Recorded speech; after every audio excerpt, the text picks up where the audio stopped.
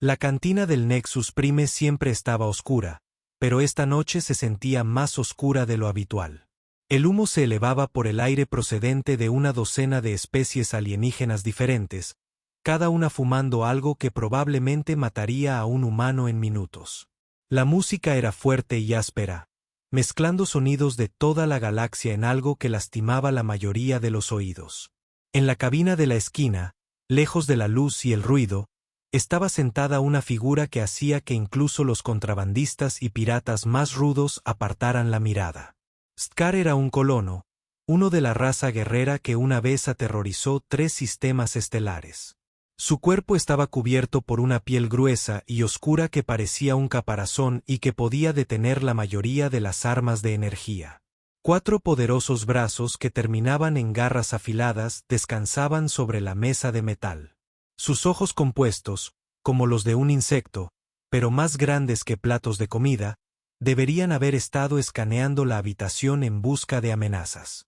En lugar de eso, se quedaron mirando un vaso de líquido azul que no había tocado en 2 horas. Los demás clientes susurraban cuando creían que no podía oírlos. Lo llamaban el insecto en shock o el guerrero destrozado. Algunos dijeron que había sido el mayor luchador del ejército colonial. Otros dijeron que se había vuelto loco durante la guerra y había matado a sus propios soldados. La mayoría simplemente dijo que era peligroso y que había que evitarlo. Star escuchó todos los susurros. Su audición era mucho mejor de lo que la mayoría de las especies creían. Pero a él ya no le importaba lo que dijeran. Nada que pudieran decir sería peor que lo que se decía a sí mismo cada noche cuando intentaba dormir. La guerra había terminado hacía ya 5 años. 5 años desde que el imperio colonial se rindió ante los humanos. Habían pasado 5 años desde que Scar regresó a casa y descubrió que ya no encajaba en ningún lugar. Los demás veteranos no querían hablar de lo que habían visto. Los civiles no querían ni oír hablar de ello. Incluso su propia familia lo trató como un arma rota que debía guardarse y olvidarse. Así que había llegado aquí, a esta estación neutral donde a nadie le importaba la guerra ni de qué lado había luchado cada uno. Aquí podría beber solo y tratar de olvidar. Pero olvidarlo era imposible cuando cada vez que cerraba los ojos veía sus caras. Rostros humanos. Una sombra cayó sobre su mesa. Star miró hacia arriba y vio a una joven hembra de su propia especie parada allí. Ella era pequeña y de aspecto suave. Claramente no es un guerrero. Su caparazón estaba brillante y sin arañazos, lo que demostraba que nunca había estado en peligro real. Ella sostenía un dispositivo de grabación en una delicada garra y parecía nerviosa pero decidida. Disculpe, dijo en el discurso formal de las clases educadas. Es usted el comandante Star de la tercera flota de asalto. Él la miró fijamente durante un largo momento. Nadie había utilizado su rango militar en años. La mayoría de la gente en la estación ni siquiera sabía su verdadero nombre. ¿Quién quiere saber? Mi nombre es Vexilla. Soy periodista de la Red de la Verdad Galáctica. Me gustaría entrevistarte sobre la guerra del consorcio humano. El cristal en la mano inferior derecha de Star se quebró. Lo miró sorprendido, sin darse cuenta de que lo había estado agarrando con tanta fuerza. Un líquido azul se derramó sobre la mesa. No. Por favor, comandante. La galaxia necesita saber qué sucedió realmente durante la guerra. Los informes oficiales dicen muy poco sobre las operaciones de combate reales. El pueblo tiene derecho a saber. La gente, dijo Star lentamente, debería estar agradecida de no saber.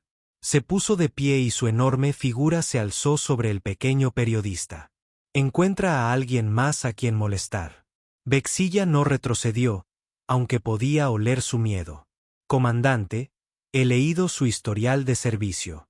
Luchaste en más batallas contra humanos que cualquier otro oficial colonial.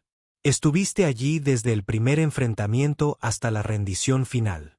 Si alguien puede decir la verdad sobre lo que pasó, ese eres tú. ¿La verdad? Sescarar se rió, pero no fue un sonido agradable. ¿Quieres la verdad? La verdad es que vuestra preciosa red de la verdad galáctica nunca transmitiría lo que tengo que decir. Lo cierto es que algunas cosas deberían permanecer enterradas. Comenzó a alejarse, pero Vexilla se movió para bloquear su camino. Su olor a miedo ahora era más fuerte, pero ella se mantuvo firme. Por favor, comandante, he estudiado esta guerra durante 3 años. Sé que algo ocurrió ahí fuera que lo cambió todo. Sé que los comandantes coloniales experimentados comenzaron a rechazar asignaciones de batalla. Sé que las tasas de suicidio entre los veteranos son más altas que en cualquier guerra de nuestra historia. Sé que el imperio se rindió cuando todavía estábamos ganando. Stgar se detuvo lentamente. Él se giró para mirarla nuevamente. ¿Creías que estábamos ganando? Los informes de víctimas muestran que matamos a más humanos de los que ellos mataron a nosotros. Nuestras flotas controlaban más territorio al final que al principio. En todos los aspectos del éxito militar, estábamos ganando. Informes de siniestros. Starr repitió. Territorio controlado. Él negó con la cabeza. No entiendes nada, entonces ayúdame a entender. Durante un largo momento los dos colonos se miraron fijamente. A su alrededor, la cantina continuaba con su ruido, su humo y sus negocios ilegales. Los piratas discutieron sobre los precios. Los contrabandistas planearon sus siguientes incursiones. Los asesinos discutieron sus objetivos. La vida continuó como siempre para aquellos que no habían visto lo que Starr había visto. Finalmente, regresó a su stand y se sentó pesadamente. «Siéntate», dijo.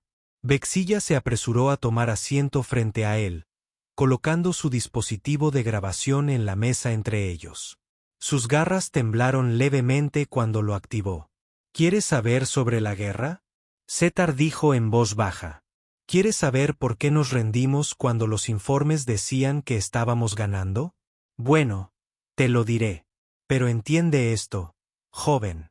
Cuando termine, desearás no haber preguntado nunca». Cogió su vaso roto y bebió el líquido azul de un trago. Le quemó la garganta, pero la quemadura no fue nada comparada con el fuego de sus recuerdos.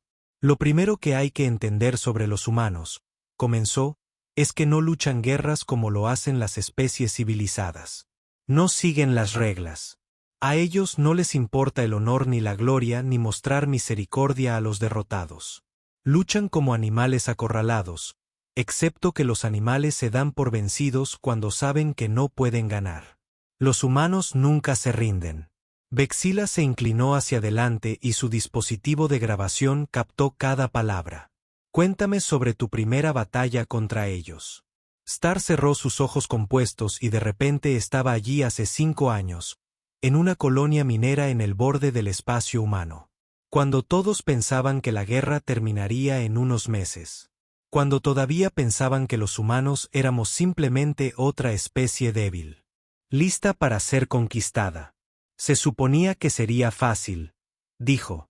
Seskarar miró fijamente el dispositivo de grabación. Su pequeña luz roja parpadeaba constantemente.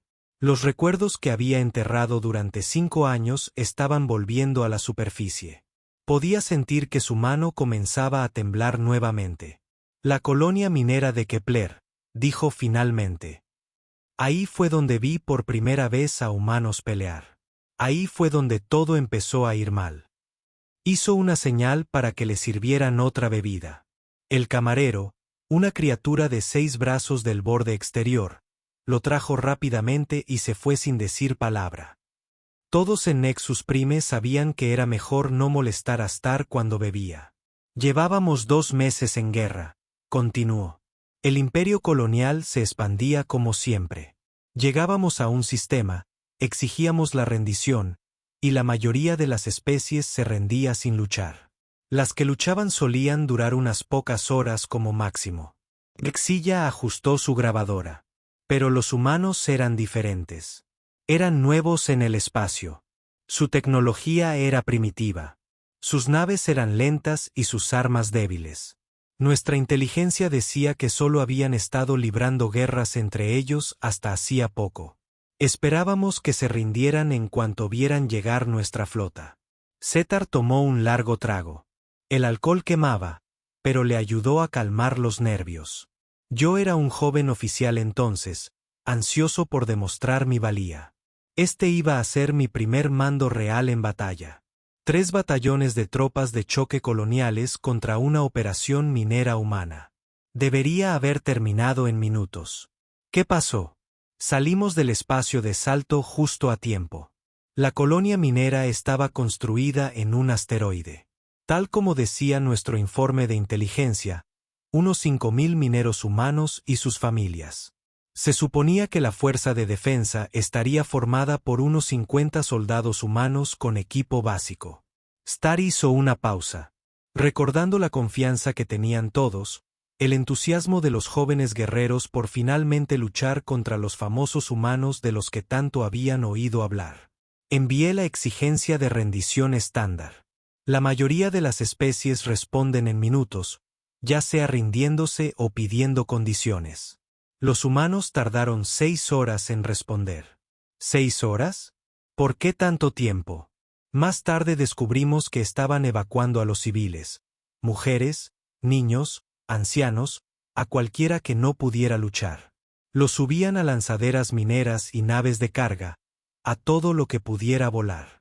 Los enviaban lejos mientras esperábamos.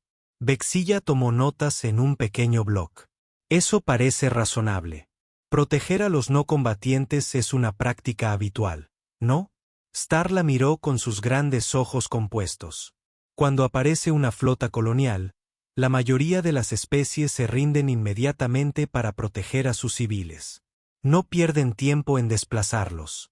Saben que resistirse significa que todos mueren. Tomó otro trago.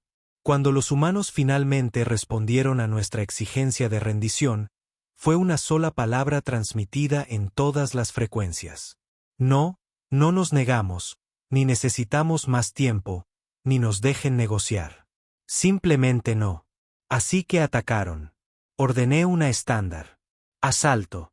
3 naves de transporte llenas de guerreros, apoyadas por casas de escolta. Aterrizaríamos en el asteroide, aseguraríamos el complejo minero y aceptaríamos la rendición humana. Simple y claro. La voz de Sescarar se fue apagando.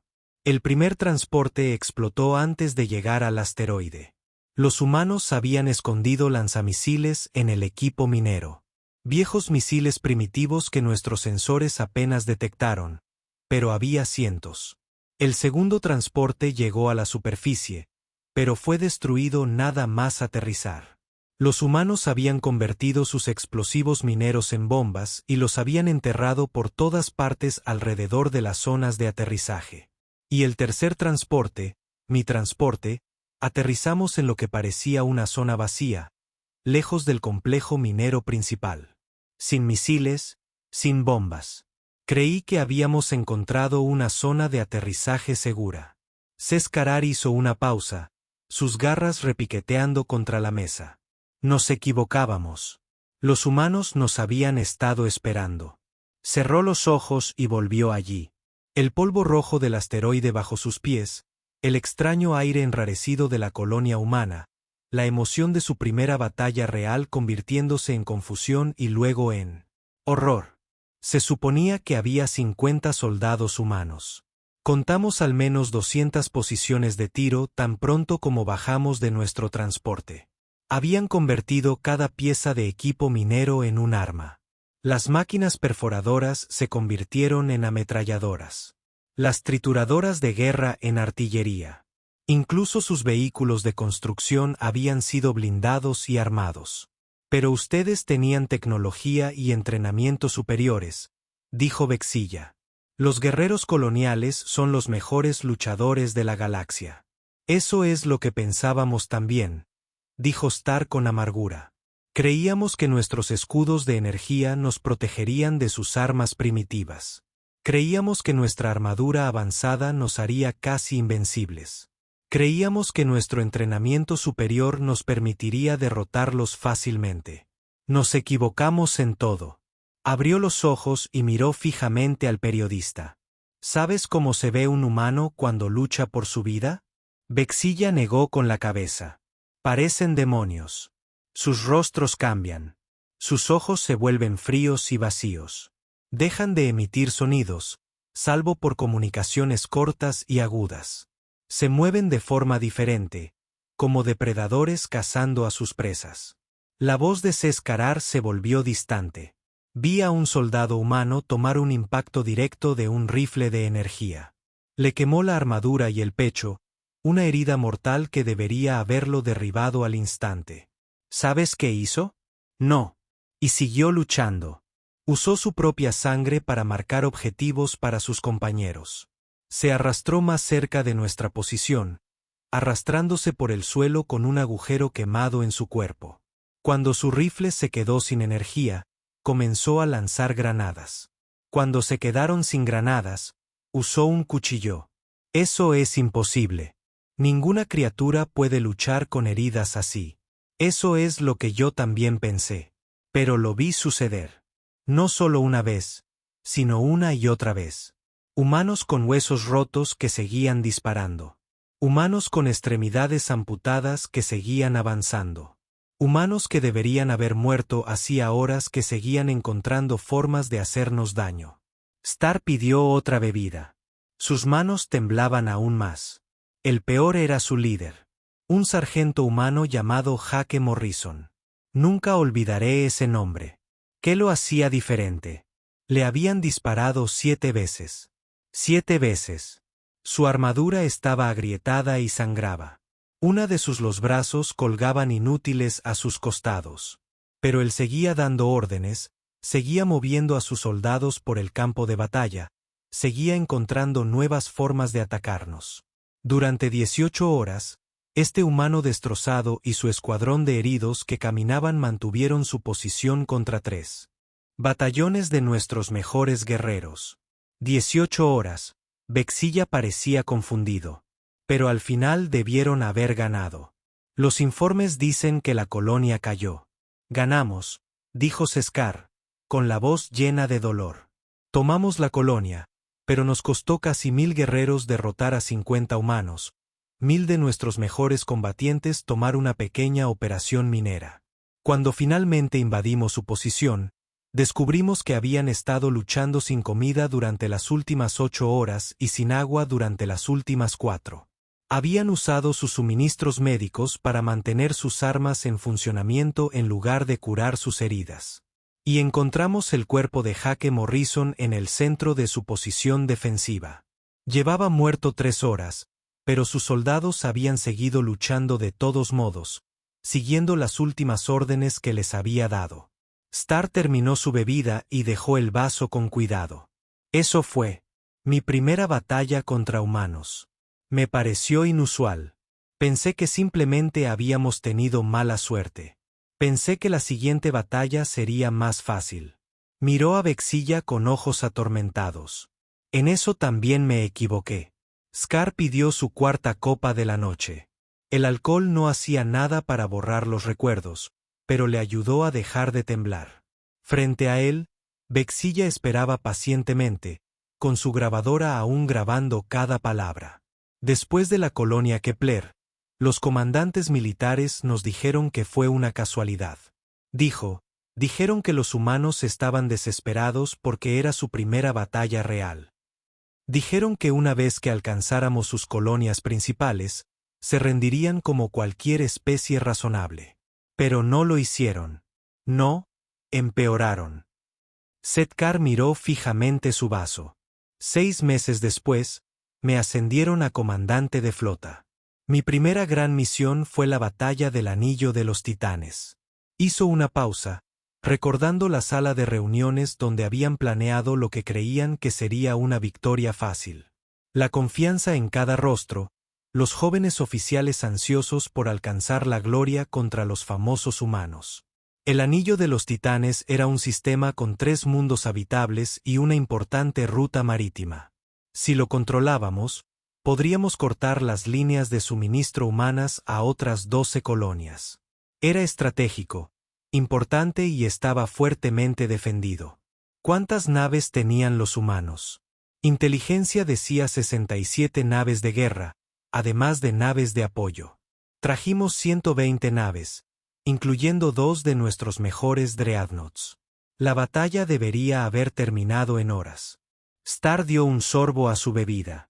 La flota humana estaba comandada por la capitana Lisa Hayes. Estudié su historial antes de la batalla. Era joven para ser comandante de flota, solo 34 años humanos. Se había graduado de su academia naval con calificaciones promedio. Nada especial en ella. ¿Qué la hacía peligrosa? Estaba loca. Las palabras salieron planas y sin emoción. Completamente loca. El comandante Hussein haría lo mismo que ella. Se levantó y caminó hacia la ventana que daba a las bahías de acoplamiento de la estación espacial. Naves de una docena de especies diferentes iban y venían, siguiendo las antiguas reglas del comercio y la diplomacia, reglas civilizadas que los humanos parecen no haber aprendido nunca. La batalla comenzó con normalidad, dijo, sin dejar de mirar por la ventana. Ambas flotas se formaron en formaciones estándar. Ambos bandos comenzaron un bombardeo de largo alcance. Tácticas estándar de flota que se han utilizado durante miles de años. Entonces los humanos hicieron algo imposible. Vexilla se inclinó hacia adelante. ¿Qué? Empezaron a destruir sus propias naves. Seskar se giró para mirarla. La capitana Hayes ordenó a sus naves dañadas que se estrellaran contra fragmentos de escombros espaciales. No que embistieran nuestras naves. ¿Entiendes? ¿Embestir rocas flotantes y restos de metal? Eso no tiene sentido. ¿Por qué destruirían su propia flota? Porque creaba un campo de escombros alrededor de nuestras naves. Miles de piezas de restos moviéndose a gran velocidad en direcciones aleatorias. Nuestros sensores no podían rastrearlos en su totalidad. Nuestras armas no podían apuntar a través de ellos. Star volvió a sentarse. Luego ordenó a las naves restantes que se escondieran entre los escombros. Apagaron sus motores y flotaron como si fueran escombros. No pudimos distinguir qué trozos de metal eran naves destruidas y cuáles eran naves humanas activas esperando para atacar. Astuto, pero no descabellado. Eso fue solo el principio. La voz de Star se volvió más sombría. Cuando intentamos despejar el campo de escombros con nuestras armas, los humanos comenzaron a usar los restos como munición. Agarraban pedazos de sus propias naves destruidas con rayos tractores y nos los disparaban como misiles. Vi un crucero humano destrozar su propia nave de escolta muerta y usar los pedazos como proyectiles. Literalmente nos lanzaban los cuerpos de sus camaradas como armas. Vexilla tomó notas frenéticamente. Pero aún tenían más naves y mejores armas. Las teníamos. Así que la capitana Hayes ordenó a las naves restantes que abandonaran todos los sistemas defensivos. Desmantelaron su blindaje. El blindaje, sus generadores de emergencia, sus redundancias de soporte vital. Todo lo que no fueran armas o motores fue desechado. Eso haría a sus naves increíblemente vulnerables. Exactamente. Pero también las hacía más rápidas y maniobrables que cualquier otra cosa que hubiéramos visto. Podían esquivar nuestras armas pesadas y acercarse lo suficiente como para que sus cañones más ligeros fueran efectivos. ZTH recordaba haber visto esas naves humanas desmanteladas danzando entre los escombros como fantasmas mortales. Ninguna otra especie sacrificaría protección por una velocidad así. Ninguna otra especie lo arriesgaría todo con tácticas tan desesperadas. Lo peor fue el teniente comandante Ryan Parker. Lideraba sus escuadrones de cazas. ¿Qué hacía? Coordinaba ataques suicidas contra nuestras naves más grandes, pero no ataques suicidas normales donde los pilotos embestían con sus cazas a naves enemigas. Estos humanos se eyectaban de sus cazas en el último segundo y detonaban manualmente los explosivos que llevaban atados a sus naves. Algunos sobrevivieron. El propio Parker se eyectó de 4 cazas diferentes durante la batalla. Cada vez que pensábamos que estaba muerto, aparecía en otra nave liderando otro ataque. Seskar negó con la cabeza. Pero eso no fue lo peor que hizo. Lo peor fue cuando se quedó sin cazas. ¿Qué quieres decir exactamente con eso? Todos los cazas humanos fueron destruidos o demasiado dañados para volar. Así que Parker y sus pilotos supervivientes se pusieron trajes espaciales y se lanzaron desde las esclusas de aire de las naves más grandes. Vexilla parecía confundido. Se lanzaron. Se convirtieron en misiles. Cada piloto llevaba cargas explosivas y usaba pequeños propulsores de maniobra para guiarse hasta nuestras naves. Aterrizaban en el casco. Y colocaban bombas en sistemas críticos. Eso no son tácticas suicidas. Eso es suicidio. Sí, dijo Star en voz baja. Pero funcionó. Destruyeron 2 de nuestros destructores y dañaron nuestra nave insignia antes de que pudiéramos detenerlos.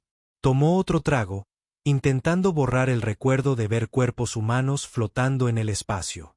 Cada uno con un arma guiada apuntando a su flota. ¿Cómo terminó la batalla? Ganamos. Técnicamente, ahuyentamos a las naves humanas supervivientes y tomamos el control del sistema.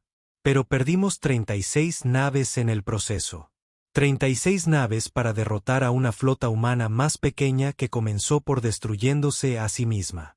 La capitana Hayes, su nave insignia, fue la última en retirarse. No le quedaba blindaje ni escudos, y perdía atmósfera por una docena de brechas en el casco, pero siguió luchando hasta que todas las demás naves humanas escaparon al espacio. Star miró a Vexilla con ojos cansados. ¿Entiendes lo que te digo? Ganamos esa batalla, pero estábamos aterrorizados. Estos humanos habían convertido su propia flota en un arma y la usaron contra nosotros. Tenían pilotos que se convertían en bombas. Tenían una comandante que creía que el mejor uso para sus naves era estrellarlas contra las rocas. Y empezamos a darnos cuenta de que quizá no entendíamos contra qué luchábamos. ¿A qué te refieres? Todas las demás especies que habíamos conquistado lucharon para ganar. Los humanos lucharon para hacernos daño, incluso si eso significaba destruirse en el proceso. Todas las demás especies intentaron preservar sus fuerzas para futuras batallas. Los humanos usaron sus fuerzas como munición, gastando vidas y naves para lograr objetivos sin sentido estratégico. Después del anillo del Titán, nuestros comandantes de flota empezaron a solicitar refuerzos para batallas que esperaban ganar fácilmente.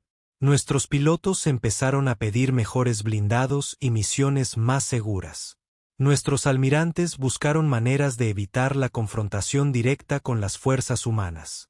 Star terminó su bebida y se quedó mirando el vaso vacío. Y seguíamos pensando que podríamos ganar la guerra rápidamente. Seguíamos pensando que acabarían luchando como seres civilizados. También nos equivocamos en eso. La cantina estaba más tranquila ahora. Muchos de los trasnochadores se habían ido a otras diversiones, dejando solos sobre todo a los alcohólicos empedernidos y a los que no tenían a dónde ir. Sgar era ambas cosas. Contempló su quinta bebida. Sus ojos compuestos reflejaban la tenue luz. Hay un recuerdo que me atormenta más que todos los demás, dijo de repente. Su voz era tan baja que Vexilla tuvo que inclinarse hacia adelante para escucharlo por encima del ruido de fondo. Dime. Colonia 7. Era un mundo agrícola humano, mayoritariamente pacífico. Creíamos que sería un blanco fácil para la ocupación. El plan era simple. Las tropas terrestres aseguran los centros de población y utilizan el mundo como plataforma para futuros ataques. Las garras de Star hicieron clic nerviosamente contra la mesa. Yo comandé el asalto terrestre. 3 divisiones de nuestros mejores soldados contra una colonia agrícola con defensas mínimas. ¿Qué podría salir mal? ¿Qué salió mal? Todo. Tomó un pequeño sorbo de su bebida. Los humanos habían convertido todo su planeta en una fortaleza. Cada granja era un escondite de armas. Cada granero era un búnker. Cada acequia de irrigación era una línea de zanjas. Pero eso no fue lo peor. La peor parte fue el asedio. Star hizo una pausa, reuniendo coraje para contar esta historia en particular. Nunca había hablado de la Colonia 7 con nadie, ni siquiera con los psiquiatras militares que habían intentado ayudarlo después de la guerra. Cuando nos dimos cuenta de que no podíamos tomar el planeta rápidamente, nos preparamos para un largo asedio, cortamos sus líneas de suministro, bombardeamos sus posiciones y esperamos a que se rindieran. Procedimiento estándar que había funcionado en docenas de otros mundos. El asedio duró 8 meses. 8 meses de lucha constante sin que ninguno de los bandos lograra una ventaja decisiva. Nuestras tropas se estaban cansando, pero los humanos parecían hacerse más fuertes cuanto más duraba la lucha. Vexila tomó notas. ¿Qué hizo que el asedio fuera tan difícil? Los médicos humanos. Las palabras salieron como una maldición. En concreto, una médica llamada doctora Amanda Foster. Starr se levantó y caminó hacia la ventana nuevamente, incapaz de quedarse quieto mientras hablaba de esto. Cada especie tiene médicos en el campo de batalla. Curan a los heridos, evacúan a los heridos y mantienen a los soldados con vida para luchar otro día. Medicina militar estándar. El doctor Foster no era un estándar. ¿Y cómo es eso? Ella atendió a soldados heridos en medio de campos de batalla activos. No detrás de las líneas en estaciones médicas seguras, sino justo en las trincheras mientras armas de energía y explosivos explotaban a su alrededor. Starr presionó su cara contra el frío cristal de la ventana. La vi realizar una cirugía a un soldado humano mientras nuestra artillería atacaba posiciones a 50 metros de distancia. No tenía equipo médico adecuado, ni ambiente limpio, ni protocolos de seguridad. Ella utilizó un cuchillo de combate esterilizado con un encendedor para retirar la metralla del pecho del soldado. Ella usó telas rasgadas de su propio uniforme como vendajes. Ella utilizó medicamentos estimulantes destinados a situaciones de emergencia para mantenerlo consciente durante la operación. Eso suena desesperado, pero no es inusual para un médico en tiempos de guerra. Eso fue solo el comienzo. Seskar se giró para mirarla. El soldado al que estaba operando no era humano. Vexilla levantó la vista de sus notas. ¿Qué quieres decir? Era uno de nuestros soldados, un guerrero colonial que había sido capturado durante una incursión en sus líneas de suministro. La doctora Foster estaba arriesgando su propia vida para salvar la vida de un soldado enemigo. Pero los médicos no son combatientes. Tratan a todos los heridos por igual según las leyes de la guerra. Las leyes de la guerra también establecen que los médicos trabajan en instalaciones médicas protegidas, no en zonas de combate activo. Dicen que los médicos tienen el equipo y los suministros adecuados, no herramientas improvisadas ni materiales recuperados. Starr volvió a sentarse pesadamente. Durante los 8 meses que duró el asedio, vi al doctor Foster tratar a cientos de soldados heridos. Soldados humanos, sí, pero también nuestros soldados y soldados de otras especies que luchaban como mercenarios en ambos bandos. Ella nunca preguntó de qué lado estaban. Ella nunca comprobó su identificación ni su rango. Si sangraban, ella trataba de detenerlo. Si tenían dolor, ella trataba de aliviarlo. Si estaban muriendo, ella trataba de salvarlos. Eso suena admirable. ¿Lo hace? La voz de Setar era amarga. Estaba operando en condiciones que habrían matado a la mayoría de los médicos en cuestión de horas.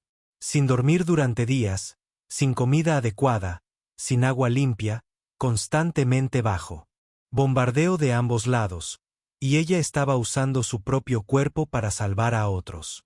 Vexilla parecía confundido. ¿Qué quieres decir? Transfusiones de sangre usando su propia sangre cuando los suministros médicos escaseaban. Injertos de piel tomados de sus propios brazos y piernas para tratar a víctimas de quemaduras. Una vez donó tanta sangre para salvar a soldados heridos que se desplomó y tuvieron que llevarla a un lugar seguro. Las manos de Starr temblaban nuevamente. Pero lo peor que la vi hacer fue durante el último mes del asedio. ¿Qué pasó? Desarrolló una infección en su brazo izquierdo a causa de uno de sus procedimientos médicos improvisados. En un centro médico normal se habría tratado fácilmente con antibióticos y cuidados adecuados, pero no existían instalaciones médicas normales. Exactamente. La infección se propagó rápidamente. Su brazo empezó a hincharse y adquirió un color oscuro. Desarrolló una fiebre que debería haberla matado. Seskar cerró los ojos, pero el recuerdo seguía allí. Cualquier médico razonable se habría trasladado a una zona trasera para recibir tratamiento. Cualquier soldado sensato habría solicitado baja médica. La doctora Foster se cortó su propio brazo. Vexilla casi dejó caer su dispositivo de grabación. ¿Ella qué? Ella utilizó un cuchillo de combate y una sierra médica para amputar su propio brazo infectado. Sin anestesia, excepto alcohol.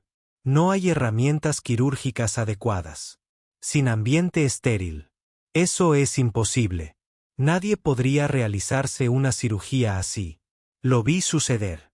Starr dijo en voz baja. Lo hizo en un edificio bombardeado que estaba utilizando como hospital de campaña. 2 soldados humanos la sujetaron mientras ella se cortaba su propio hueso. ¿Por qué haría ella tal cosa? Porque tenía miedo de que la infección se propagara a los soldados heridos que estaba tratando. Estaba más preocupada por su salud que por su propia vida. Starr abrió los ojos y miró fijamente a Vexilla después de que ella se cortara el brazo. ¿Sabes lo que hizo? Supongo que descansó y se recuperó. Regresó a trabajar con una sola mano, con fiebre, apenas consciente por la pérdida de sangre, y volvió a tratar a los soldados heridos. Durante las siguientes 3 semanas, hasta que terminó el asedio, el doctor Foster continuó trabajando como médico con un solo brazo. Aprendió a atar vendajes con una sola mano. Aprendió a aplicar inyecciones con una sola mano. Aprendió a consolar a los soldados moribundos con una sola mano. Y nunca dejó de tratar a nuestros soldados heridos igual que a los suyos. Setcar terminó su bebida de un largo trago. Cuando finalmente terminó el asedio, ambas partes acordaron intercambiar prisioneros y personal médico. El doctor Foster estaba entre los médicos que fueron repatriados. La conocí en el intercambio de prisioneros. Esperaba ver un monstruo, una especie de guerrero fanático que no sentía dolor y no mostraba piedad. En cambio, me encontré con una mujer pequeña y cansada, con un solo brazo y ojos amables. Ella me preguntó cómo se estaban recuperando nuestros soldados heridos.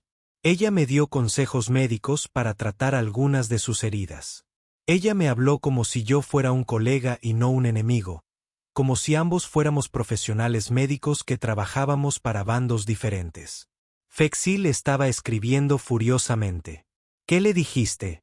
Le pregunté por qué había arriesgado su vida para salvar a nuestros soldados. ¿Por qué había tratado a los heridos del enemigo cuando apenas podía mantener con vida a su propia gente? La voz de Settar se volvió muy tranquila. ¿Sabes lo que dijo? No. Ella dijo que el dolor es el mismo en todos los idiomas. Dijo que cuando alguien está sangrando, no importa bajo qué bandera sirva. Luego me pidió que me asegurara de que nuestro cuerpo médico conociera una nueva técnica que había desarrollado para tratar las quemaduras de plasma. Dijo que podría salvar algunas vidas. Starr miró hacia el techo. Sus ojos compuestos reflejaban las tenues luces. Fue entonces cuando empecé a comprender que no estábamos luchando contra enemigos normales. Estábamos luchando contra personas que podían mostrar más compasión hacia sus enemigos que la mayoría de las especies muestran hacia sus amigos. ¿Qué pasó con el Dr. Foster? Ella regresó a trabajar tan pronto como llegó a territorio humano. Más tarde me enteré de que se había ofrecido voluntaria para otra misión de combate dentro de un mes. Ella solicitó que la enviaran al campo de batalla más peligroso de la guerra, porque allí era donde más se necesitaban los médicos. De repente, Stgar se levantó exhausto. Eso es lo que me atormenta de los humanos. No sus armas ni sus tácticas ni su disposición a morir. Es su capacidad de mostrar perfecta bondad en medio de perfecta crueldad. La doctora Foster podría cortarse el brazo para salvar a los soldados enemigos y luego volver a trabajar como si nada hubiera pasado. ¿Qué clase de especie produce gente así? Stacar había dejado de contar sus bebidas. El camarero siguió sirviendo sin que se lo pidieran, reconociendo la mirada de alguien que intentaba ahogar recuerdos que se negaban a permanecer enterrados. Al otro lado de la mesa, Vexilla esperaba pacientemente, aunque su grabadora mostraba que habían estado hablando durante más de 3 horas. Hay una historia que nunca le he contado a nadie, dijo Star de repente. Ahora su voz sonaba arrastrada, pero sus ojos compuestos estaban agudos y concentrados. Ni los investigadores militares, ni los psiquiatras, ni siquiera yo mismo la mayoría de las noches. ¿Qué historia? Refugio. La palabra salió como una oración o una maldición. El mundo de refugiados de Haven. Las garras de Star tallaron profundos arañazos en la mesa de metal. 2 años después del inicio de la guerra, los civiles humanos comenzaron a desaparecer de las zonas de batalla. Familias enteras desaparecían de la noche a la mañana de las colonias asediadas. Nuestra inteligencia asumió que estaban huyendo hacia territorio humano. Eso parece razonable. Estábamos equivocados. Miró directamente a Vexilla. No estaban huyendo. Los estaban evacuando a mundos supuestamente seguros, lejos de los combates. Mundos como Haven. Haven era un hermoso planeta en un sistema tranquilo, lejos de cualquier objetivo militar. Colinas verdes onduladas, ríos limpios, clima perfecto para la agricultura humana. El tipo de mundo que cualquier especie querría colonizar. Algunos suenan pacíficos. Allí vivían 10 millones de civiles humanos. Familias, niños, ancianos, todos aquellos que no pudieron luchar en la guerra. Habían construido escuelas y hospitales y granjas, una sociedad normal y pacífica. Star hizo una pausa para beber. Nuestro alto mando decidió que Haven sería un blanco fácil para la guerra psicológica. Si conquistáramos un mundo de refugiados lleno de civiles indefensos, los militares humanos se verían obligados a negociar. Así que lo atacaste. Yo personalmente dirigí el ataque. 5 grupos de batalla, incluido mi buque insignia y 2 cruceros pesados. Más que suficiente potencia de fuego para derrotar cualquier sistema de defensa planetario. Esperábamos encontrar un mundo indefenso lleno de refugiados aterrorizados pidiendo misericordia. Esperábamos aceptar su rendición en cuestión de horas y utilizarlos como herramientas de negociación. La voz de Star se hizo más oscura. Encontramos algo completamente diferente. Se levantó y caminó hacia la ventana nuevamente, mirando el pacífico tráfico espacial alrededor de Nexus Prime. Barcos normales realizando negocios normales, siguiendo reglas normales de comportamiento civilizado. Cuando llegamos al sistema Haven, no detectamos naves militares ni defensas orbitales, perfecto para una conquista rápida. Ordené a la flota que tomara posiciones de bombardeo estándar y se preparara para el asalto planetario. Luego recibimos una transmisión desde la superficie del planeta. Una oferta de rendición, un niño humano de 12 años. La voz de Star era plana y sin emoción. Un niño llamado Danny Wright. Apareció en nuestra pantalla principal de comunicaciones vistiendo un uniforme militar de adulto que le quedaba demasiado grande. ¿Sabes lo que nos dijo? Vexilla meneó la cabeza. Dijo que Haven estaba bajo la protección de la Fuerza de Defensa Colonial Humana y que cualquier acción militar hostil sería respondida apropiadamente. Un niño dijo esto, un niño de 12 años humanos, que todavía estaba perdiendo sus dientes de leche, tratando de sonar oficial y militar mientras su voz se quebraba por la adolescencia. Setar se giró para mirarla. Nos reímos.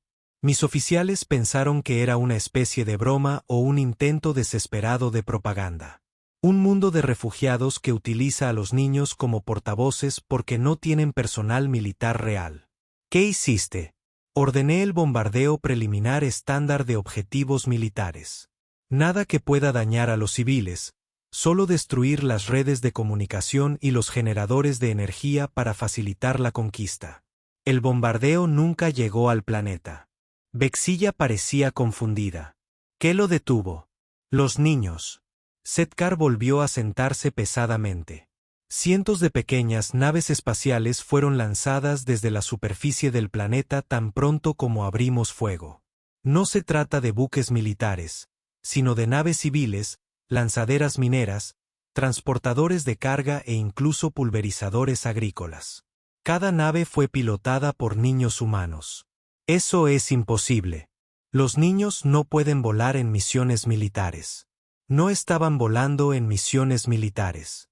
Estaban realizando misiones suicidas.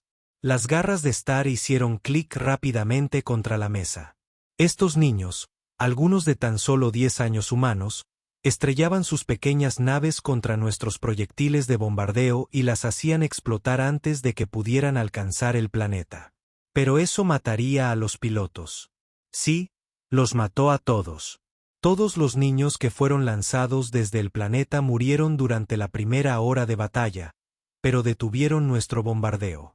Las naves espaciales civiles rudimentarias pilotadas por niños demostraron ser más eficaces en la defensa planetaria que la mayoría de los sistemas militares que habíamos conocido. Vexilla estaba escribiendo frenéticamente. ¿Cuántos niños? 437. Stgar había memorizado el número. Le atormentaba en sueños. 437 niños humanos murieron al detener nuestro ataque inicial. ¿Qué pasó después? Desembarcamos tropas terrestres esperando encontrar una población indefensa y en estado de shock por ver morir a sus hijos. En cambio, descubrimos que todos los niños que quedaban en el planeta habían sido organizados en células de resistencia. Danny Wright, el niño de 12 años que nos habló, comandaba una red de niños soldados en todo el planeta. Niños de hasta 8 años construían bombas con productos químicos domésticos. Los adolescentes estaban estableciendo posiciones de francotiradores en los patios de las escuelas. Star bebió de nuevo, tratando de lavar el sabor del recuerdo. Estos no eran soldados entrenados. Eran niños de granjas, niños de ciudades y niños de escuelas. Pero lucharon como veteranos. ¿Cómo es eso posible? Porque los adultos les habían enseñado. Antes de la guerra, los niños jugaban a juegos que simulaban combates militares. Aprendieron a esconderse, a moverse silenciosamente, a trabajar juntos en equipo. Cuando empezó la guerra, los adultos convirtieron esos juegos en un auténtico entrenamiento. Los niños que habían jugado a ser soldados se convirtieron en verdaderos soldados. Pero todavía eran niños. Sí, dijo Stgar en voz baja. Todavía eran niños, lo que los hacía más terroríficos que los soldados adultos.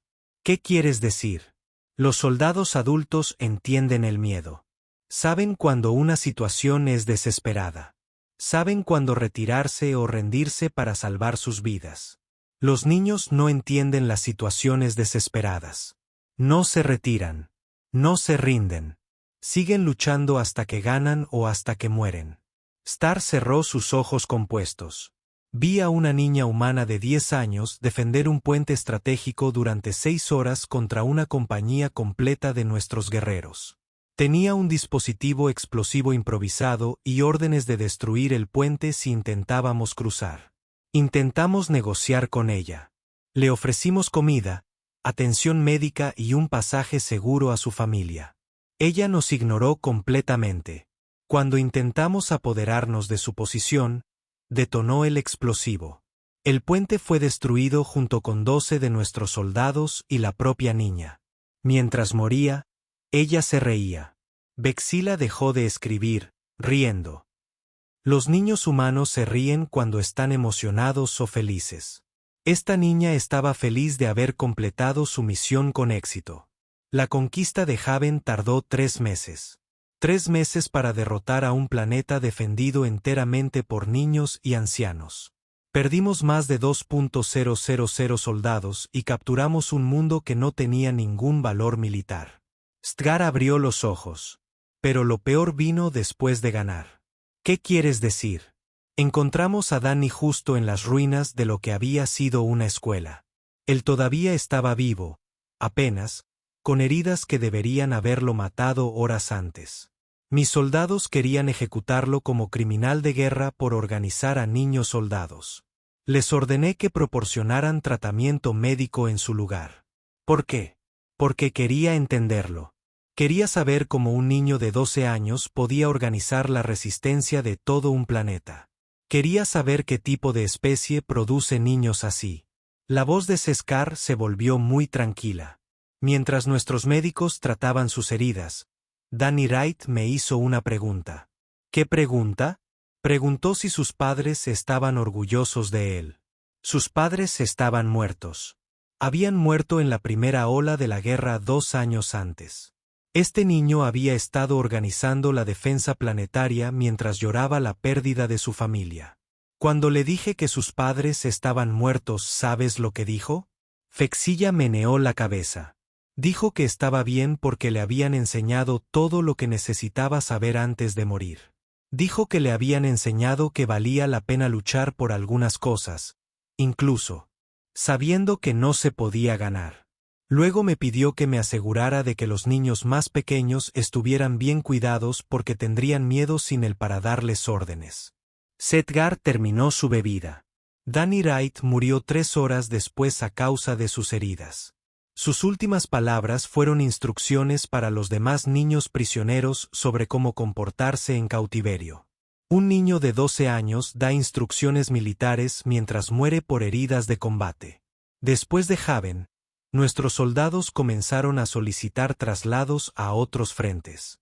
Dijeron que no podían luchar contra un enemigo que utilizaba niños como soldados. Pero el verdadero problema no fue que los humanos usaran a los niños como soldados. El verdadero problema fue que sus hijos se ofrecieron como voluntarios para ser soldados. Star miró a Vexula con ojos angustiados. ¿Qué tipo de especie cría niños que eligen la muerte antes que la derrota? ¿Qué clase de personas enseñan a sus jóvenes que morir por una causa es mejor que vivir sin ella? Todavía no sé la respuesta a esas preguntas. Pero sé que después de Haven, todos los comandantes coloniales entendieron que no estábamos librando una guerra normal. Estábamos luchando contra una especie entera que había convertido a sus hijos en armas.